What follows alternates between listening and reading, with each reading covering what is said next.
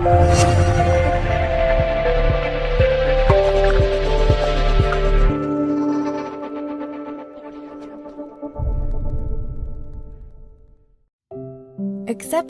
is the greatest thing of all.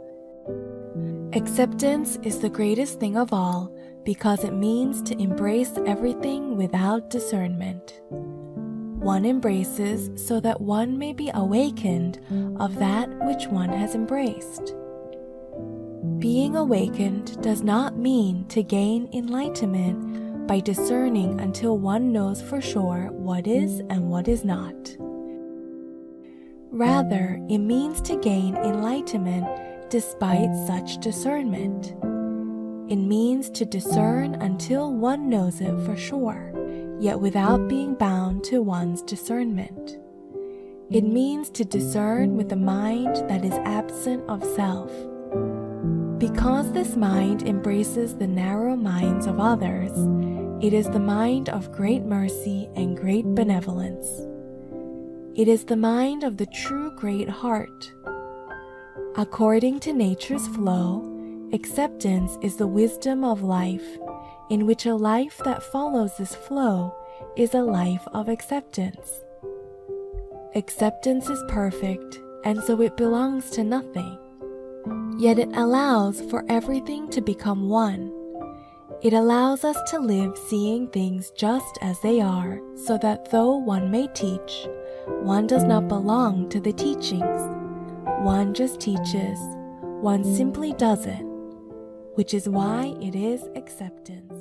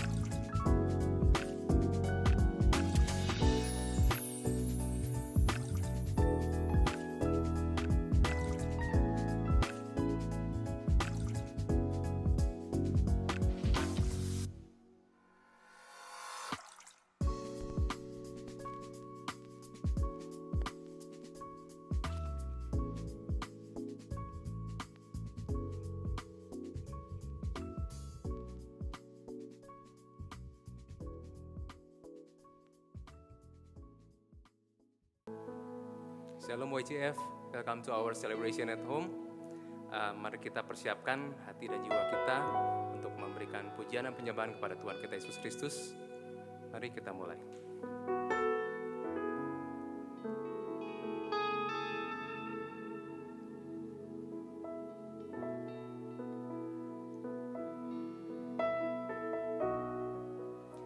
Betapa hatiku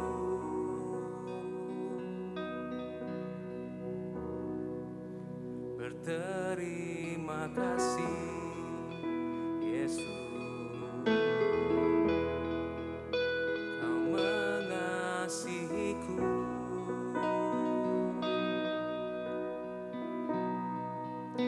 Kau memilikiku.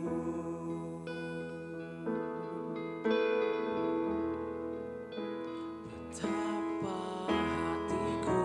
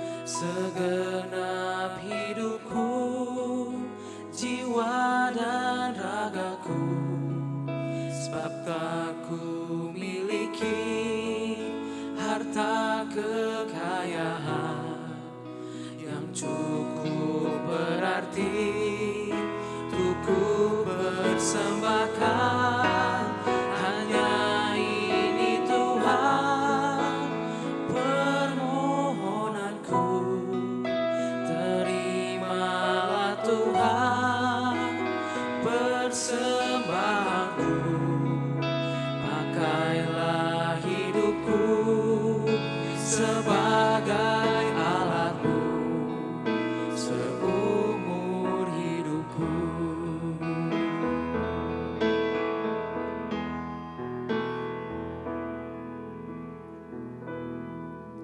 Betapa hatiku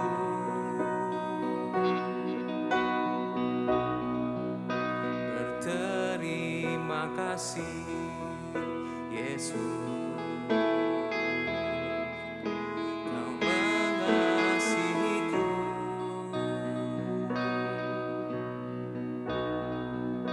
Kau memilikiku.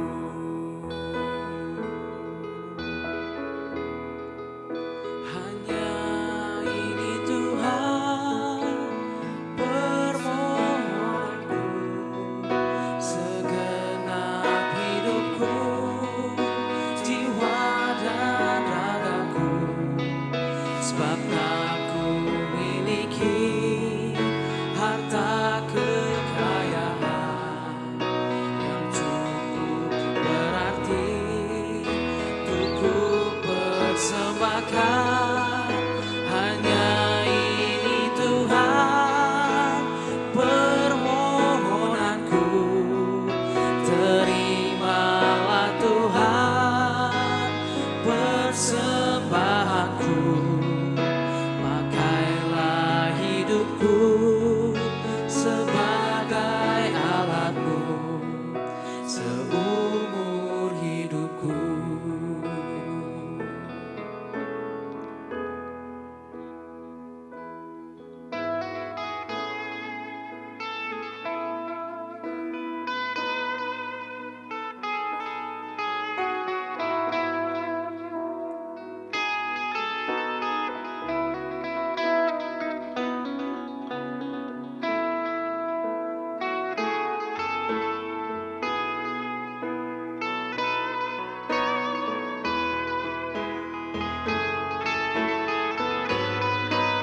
Hanya ini Tuhan persembahanku, segenap hidupku, jiwa dan ragaku, sebab tak ku miliki harta kekayaan yang cukup berarti untuk ku persembahkan.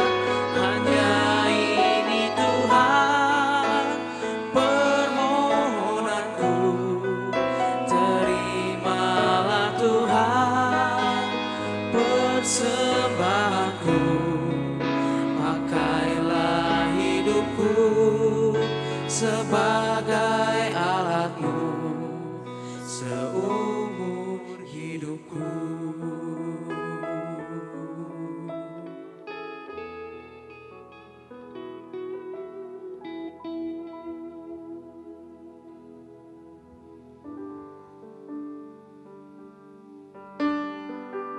Saudara-saudari yang terkasih,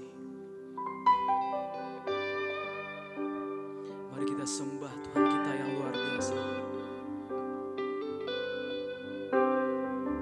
Mari kita rasakan Roh Kudusnya mengalir atas kita, mengalir, mengalir.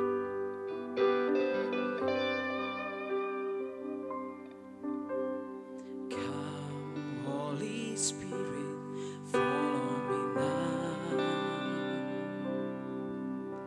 I need your anointing, come in your power.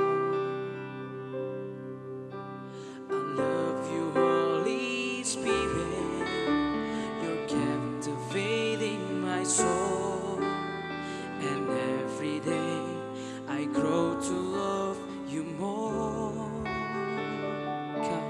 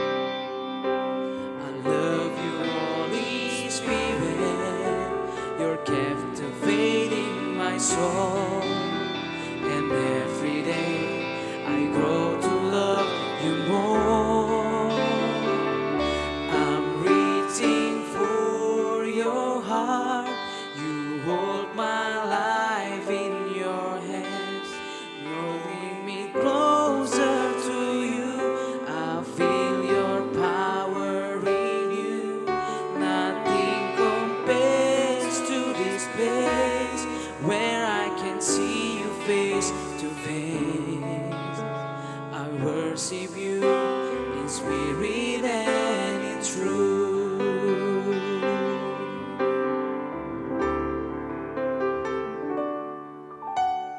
Come, Holy Spirit, fall on me now. I need your anointing, come with your power.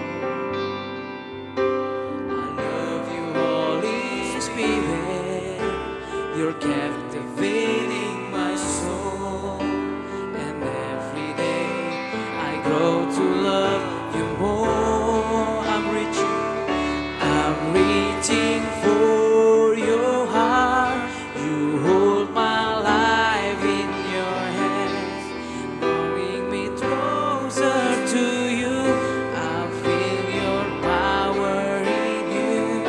Nothing compares to this place where I can see you face to face.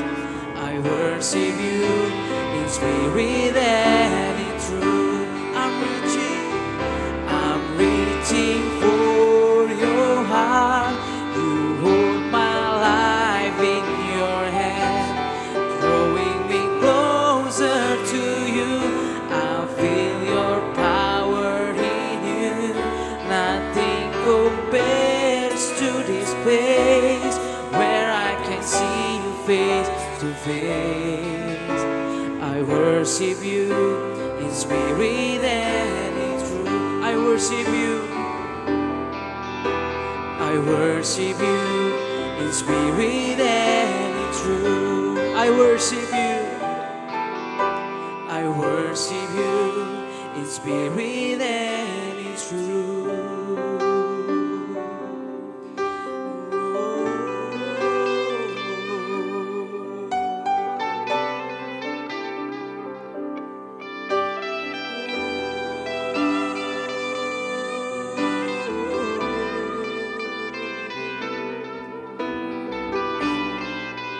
Worship him.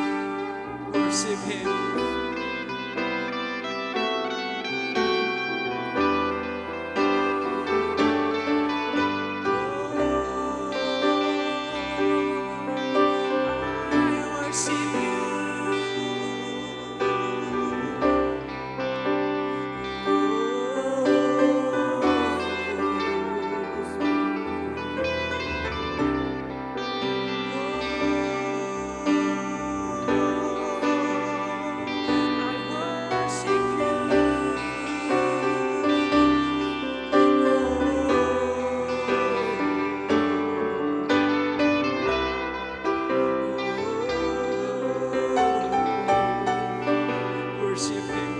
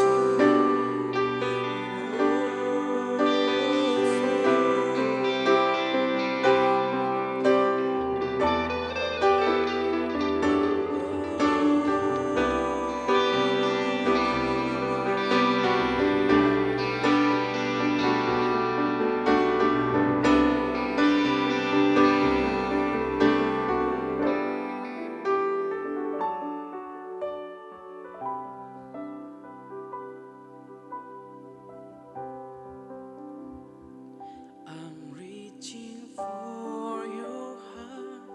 You hold my life in your hands, drawing me closer to you. I feel your power in you. Nothing compares to this place where I can see you face to face. I worship you in spirit and in truth. I worship you. I worship you in spirit and in truth. I worship you in spirit and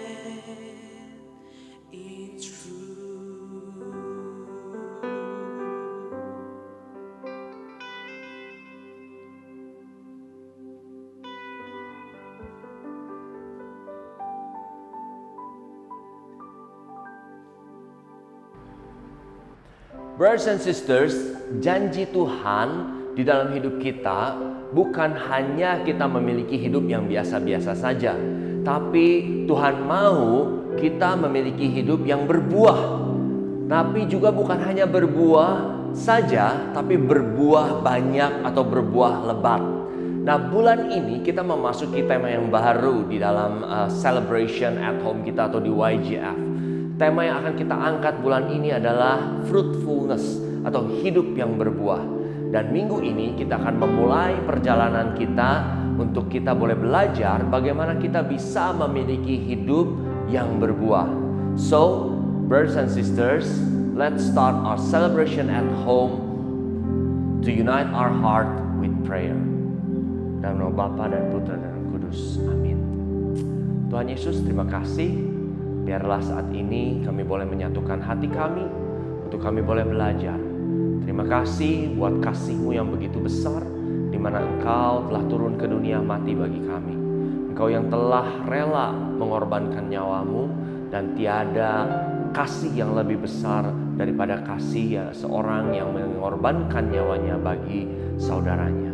Dan biarlah kami boleh belajar dari Engkau, untuk kami boleh memiliki hidup yang berbuah, untuk kami boleh dapat bukan hanya hidup yang biasa-biasa saja, namun hidup kami boleh berbuah lebat, dan juga janji-janji-Mu di dalam hidup kami boleh tergenapi.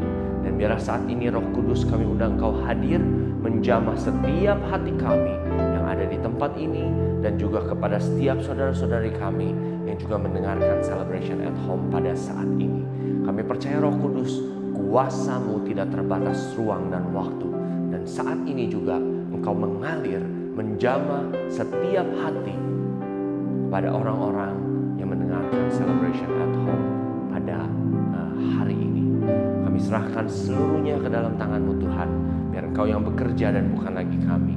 Kami merendahkan diri kami di hadapan-Mu. Kami merendahkan hati kami di hadapan-Mu. Biar Engkau yang ditinggikan, biar nama-Mu yang dimuliakan, biar hanya Engkau saja yang mereka lihat dan bukan kami. Terima kasih buat segalanya. Kemuliaan pada Bapa dan Putra dan Roh Kudus, seperti pada permulaan, sekarang, selalu, dan sepanjang segala masa. Amin.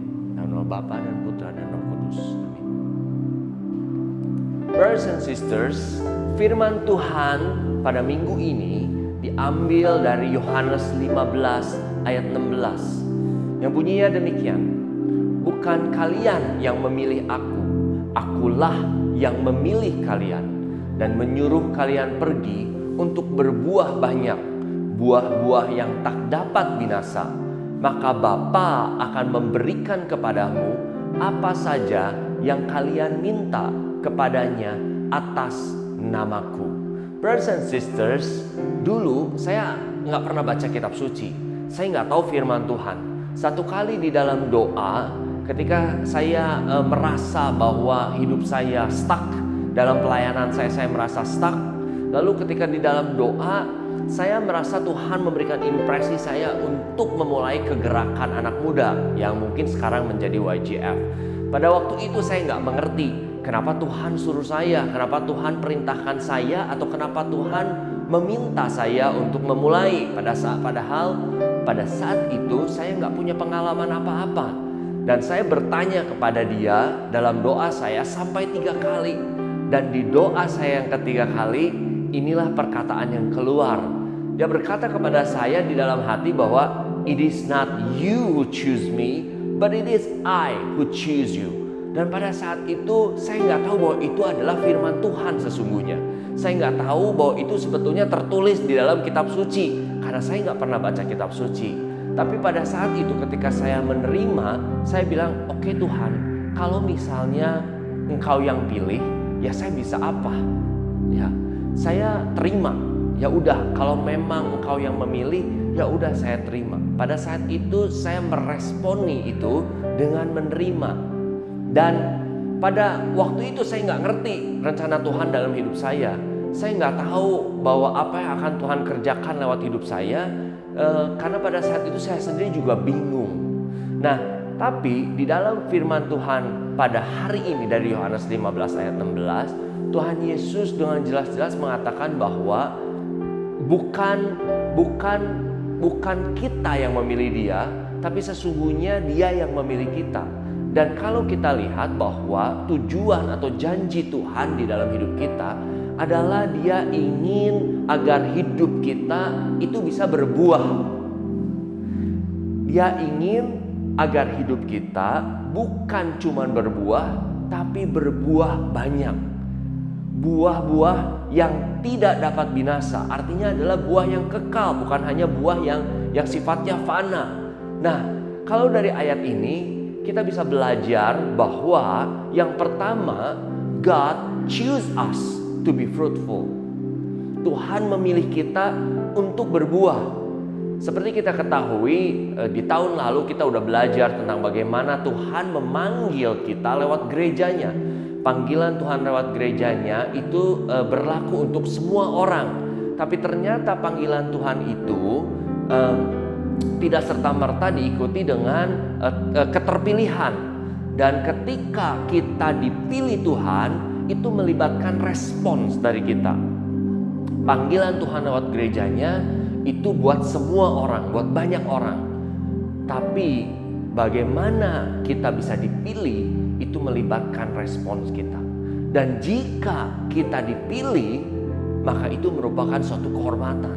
It is a privilege, it is an honor if God or to be chosen by God. So, Tuhan yang memilih kita untuk kita bisa memiliki hidup yang berbuah. Dan respons dari kita adalah to acknowledge Jesus as our Lord and our Messiah. Or mengakui Tuhan, mengakui otoritas Yesus Kristus sebagai Tuhan dan Juru Selamat. Seperti saya waktu itu, saya nggak ngerti apa yang Tuhan mau kerjakan di dalam hidup saya nggak ngerti. Tapi pada saat itu, saya mengakui otoritas Tuhan yang memilih saya. Dan ketika saya meresponi panggilan Tuhan dengan mengakui otoritas Tuhan Yesus sebagai Tuhan dan Juru Selamat saya, maka pada saat itu Tuhan memilih saya dan saya dipilih Tuhan. Lalu yang kedua, kalau kita baca di dalam terjemahan yang lain dari ayat ini, maka contoh misalnya dari Amplified Bible, maka kita bisa melihat bahwa God purposefully placed us in this world to be fruitful. Tuhan dengan sengaja menempatkan kita di dunia ini, dimanapun kita berada saat ini, di keluarga yang bagaimanapun, di dalam pekerjaan, di dalam pelayanan, studi dan pertemanan, dengan sengaja untuk kita bisa berbuah. Loh, Kenapa kita harus ditempatkan di dunia ini? Kita mungkin berpikir ketika kita bisa berbuah itu, kita mungkin ada di dalam gereja setiap hari. Kita mungkin melayani di dalam gereja setiap hari. Atau mungkin ada orang-orang yang berpikir bahwa kalau kita mau berbuah, kita harus diam di kamar, baca firman Tuhan setiap hari, doa setiap hari, puji-pujian dan penyembahan setiap waktu gitu ya. Setiap kali kayaknya nggak ada waktu kalau nggak sama Tuhan gitu, nggak perlu keluar, pokoknya setiap hari ada di dalam tempat yang suci atau kudus, atau mungkin ya suasana-suasana yang menurut kita adalah suasana yang kudus atau suasana yang holy. Nah, tapi ternyata di dalam firman Tuhan mengatakan bahwa Tuhan dengan sengaja menempatkan kita di dunia ini untuk kita bisa berbuah. Why? Because to be fruitful means our life give meaning to other. Not a selfish life, but sacrifice or share our life to others, for others, as Jesus did. Hidup yang berbuah berarti hidup kita punya arti, punya makna buat orang lain. Karena bagi Yesus, it's not about self-centered, it's about other-centered. Yesus turun ke dunia, mati bagi orang banyak, bagi kita. Dia nggak hidup ke dunia untuk dirinya sendiri. Dia nggak turun ke dunia bukan untuk dilayani, tapi untuk melayani. Dia hidup turun ke dunia untuk membagikan dirinya bagi orang lain. So kalau kita mau berbuah seperti Yesus, maka kita harus membagikan diri kita untuk orang lain. Kita harus siap untuk mengorbankan diri kita orang lain. Itulah kenapa Tuhan menempatkan kita di dunia ini di tengah banyak orang untuk kita bisa berbuah, karena kita memerlukan orang lain untuk hidup kita bisa berbuah. And you know what? The greatest love of all is a love that sacrifices all. Karena kasih yang terbesar adalah kasih yang mengorbankan semuanya seperti Yesus. And this great love is demonstrated when a person sacrifices his life for his friend. Dan kasih yang terbesar ini ditunjukkan ketika seseorang mengorbankan hidupnya bagi temannya. That's what Jesus did. Jadi kalau kita mau berbuah, kita harus siap untuk mengorbankan hidup kita bagi orang lain. Kita harus siap untuk membagikan hidup kita bagi orang lain. Nah, ada juga mungkin teman-teman yang berpikir bahwa oke, hidup yang berbuah itu kayaknya hidup yang sukses. Hidup yang berbuah itu konotasinya atau dihubungkan dengan mungkin harta kekayaan, kedudukan, kekuasaan. Kalau misalnya kita bisa hidup atau kita memiliki hidup yang berbuah, itu kita pasti kayaknya kaya secara materi. Kita pasti sukses dipandang orang.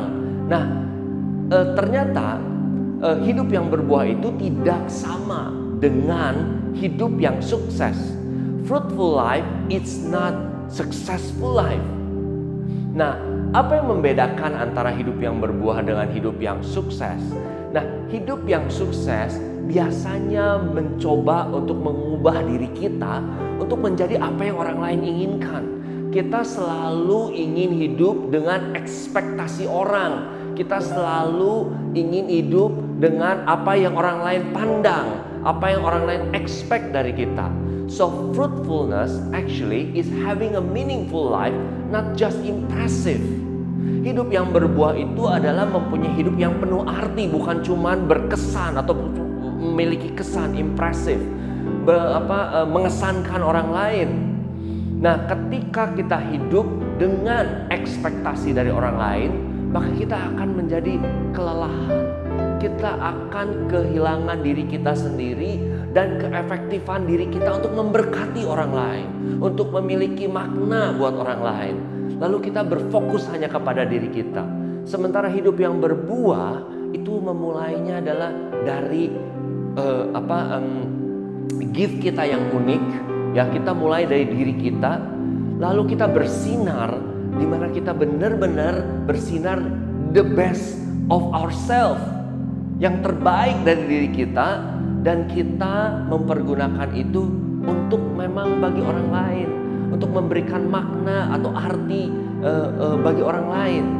Nah, successful life biasanya itu mendorong kita atau menuntun kita kepada hidup yang demanding, ya, yang nggak pernah cukup, ya, terus kayaknya kurang, kayaknya nggak cukup, mau lagi, terus sampai pada akhirnya kita nggak pernah bisa merasa puas, sampai pada akhirnya kita nggak pernah bisa mendapatkan kedamaian di dalam hidup kita, karena kita nggak pernah cukup dengan kesuksesan kita. Tapi hidup yang berbuah dimulai dari contentment. Hidup yang berbuah dimulai dari rasa cukup.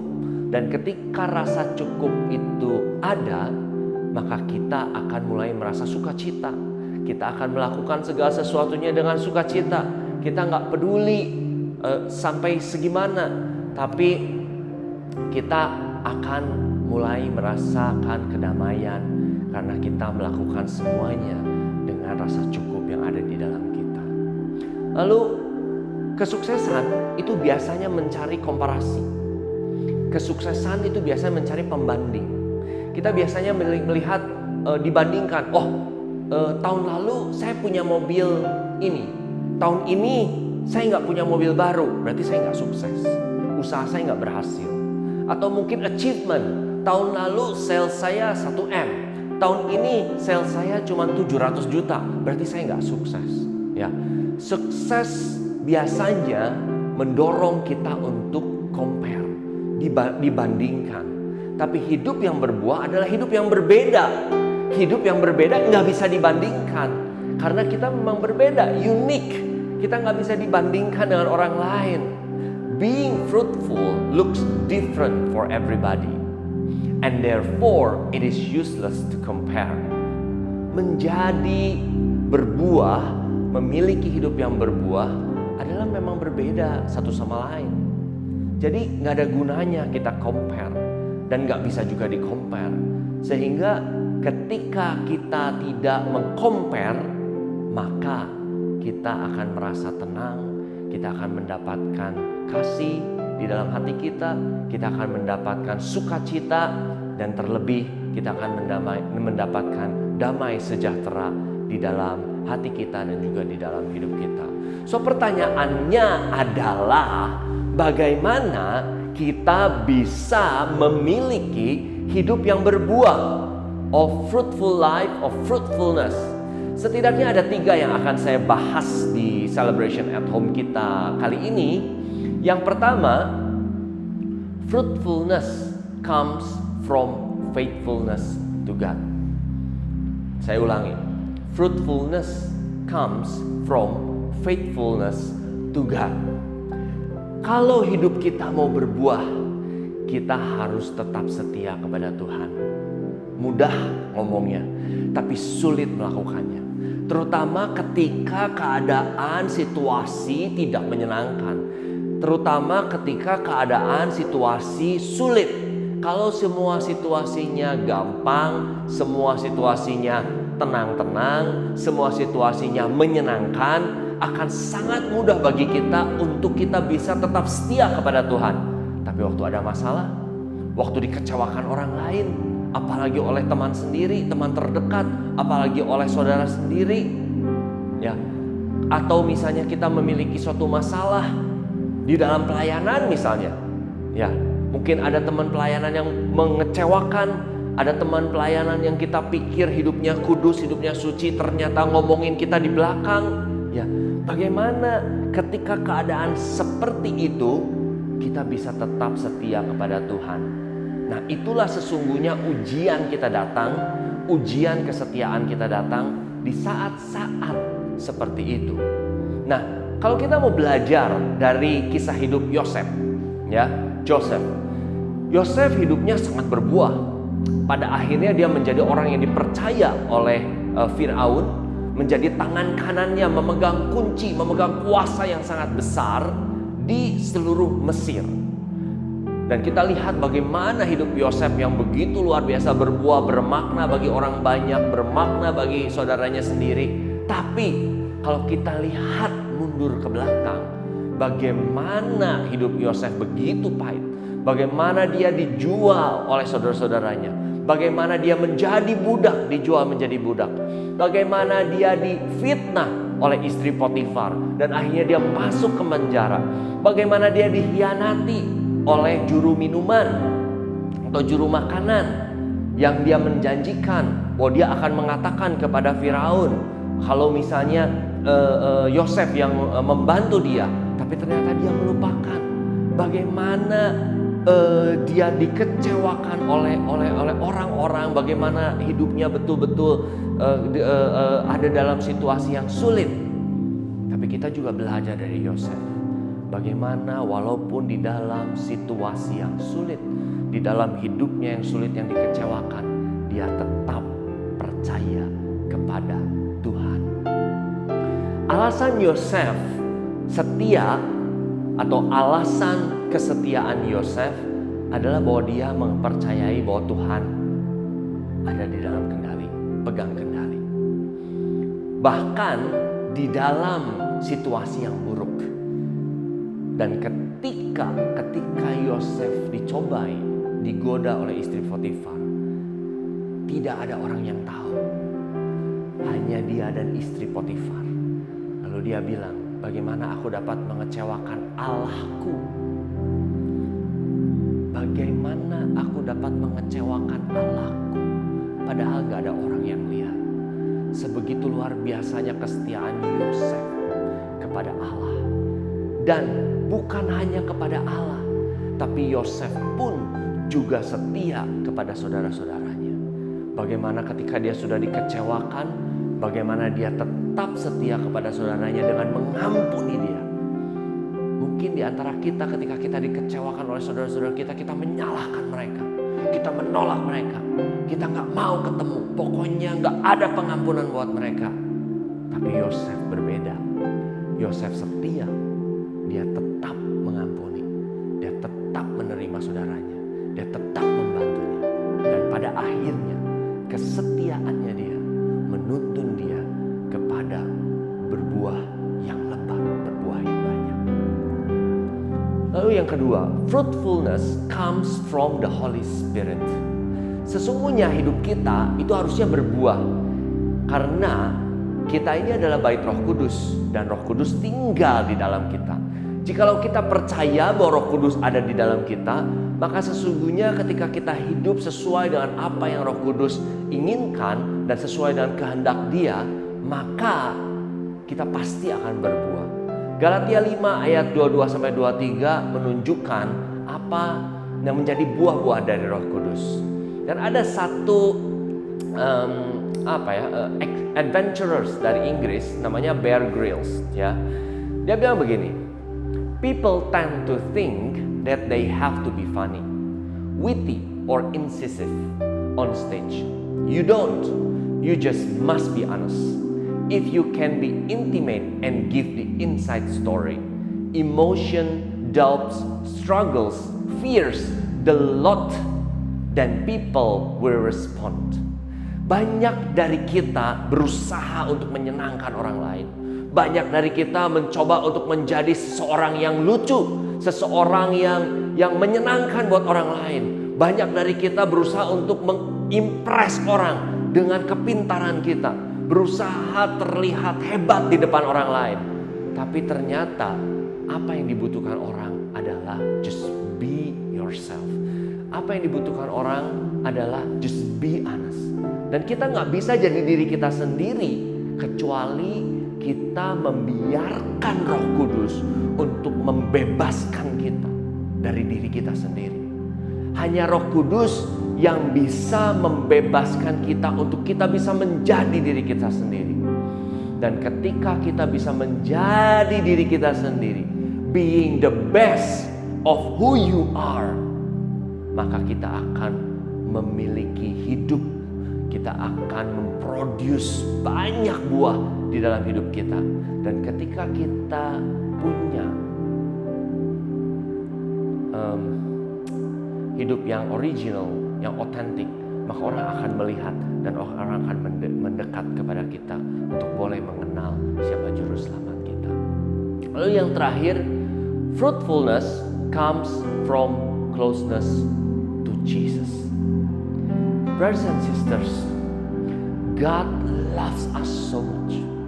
Dan di dalam firman Tuhan dari beberapa minggu yang lalu, Tuhan Yesus sudah katakan bahwa I am your vine. Akulah pokok anggur dan engkaulah ranting-rantingnya. Tinggallah di dalam aku dan aku di dalam engkau, maka engkau akan berbuah banyak. Jikalau engkau keluar daripadaku, maka engkau tidak dapat berbuat apa-apa. So, if we want to be fruitful, or if we want to have a fruitful life, then we have to stick to the vine. And the true vine is Jesus. Yesus adalah pokok anggur yang benar. Yesus adalah pokok anggur yang sesungguhnya. Dan jika kita menempel kepada pokok anggur yang benar, kepada sumber yang benar, maka kita pasti bisa berbuah lebat. Dan tentu ketika kita berbuah, kita harus siap untuk dipruning. Kita harus siap untuk dipangkas. Dan pemangkasan-pemangkasan itu terjadi di dalam hidup kita lewat permasalahan, lewat persoalan, pencobaan, dan situasi-situasi yang tidak menyenangkan. Tapi ketika kita sungguh-sungguh melekat kepada Yesus, apapun situasi di dalam hidup kita, itulah yang akan membawa kita terus dari hari ke hari kepada hidup yang penuh dengan buah dan memberi makna buat orang lain. Lewat persoalan, lewat pergumulan, lewat situasi-situasi yang tidak menyenangkan di dalam hidup kita, itulah yang akan menjadi pelayanan yang terbesar di dalam hidup kita. So brothers and sisters, now He invites us to be a part of His mind, to stay close to Him and to bear much fruit that will last.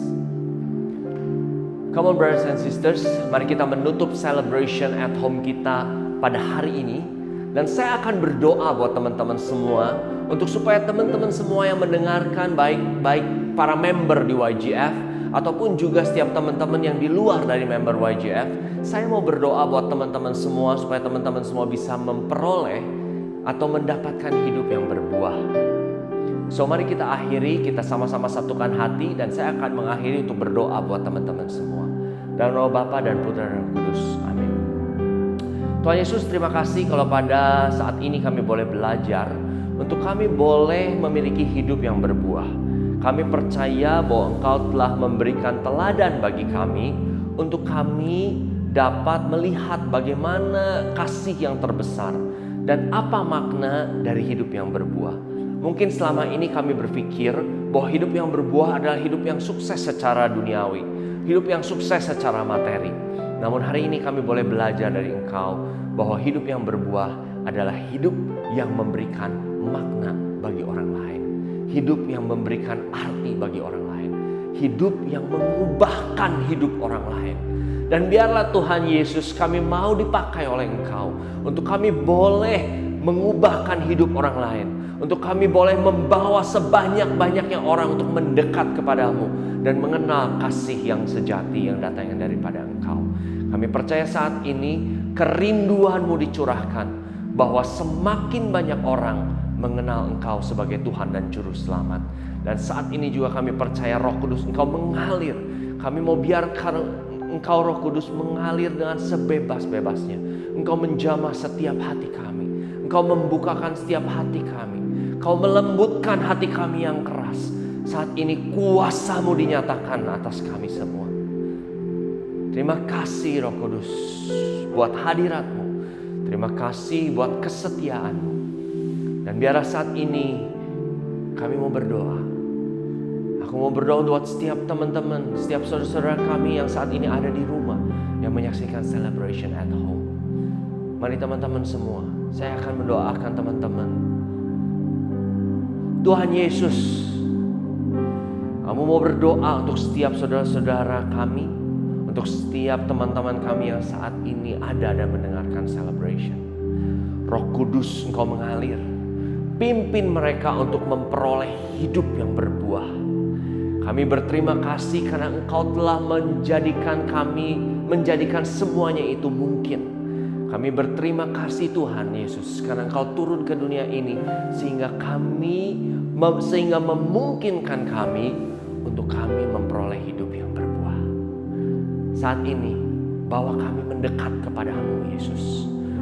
Biarlah kami boleh menjadi tetap setia dan juga dipenuhi dengan Roh Kudus supaya kami boleh menghasilkan buah-buah yang tetap, buah-buah yang kekal. Terima kasih buat segalanya. Kami serahkan seluruh hidup kami ke dalam tangan.